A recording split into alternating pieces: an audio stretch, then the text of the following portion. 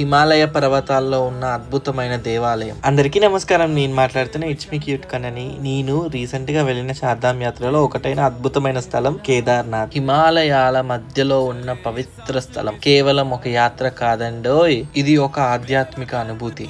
ఇక్కడికి రావడం అంత సులభం కాదు, కానీ ప్రతి అడుగు శివుడి పేరు చెబుతూ ముందుకెళ్తుంటే అలసట కూడా భక్తిలో కలిసిపోతుంది. ఇది ఒక అద్భుతమైన దేవాలయం. మేఘాల మధ్య మెరుస్తున్న కేదార్నాథ్ ఆలయం. ఇక్కడికి చేరిన వెంటనే పరమశివుడిని దర్శనం చేసుకున్న తర్వాత మన మనసుకి ప్రశాంతత, సంతృప్తి ఖచ్చితంగా పొందుతామన్న అనుభూతి నాకు వచ్చింది. ఈ పవిత్రమైన యాత్రలో అలసట ఉంది, కష్టం ఉంది, కానీ శివుని ఆశీస్సులు మాత్రం అనంతం. ఇది నా జీవితంలో మర్చిపోలేని అనుభవం. జై కేదార్నాథ్. ఈ దేవాలయం దర్శనం తర్వాత నాకు అనిపించింది ఏంటంటే, కొన్ని దేవాలయాలు మన జీవితంలో ఖచ్చితంగా దర్శించుకోవాలి అనుకుంటాం కదా, అందులో కేదార్నాథ్ ఒకటి. Thank you for watching.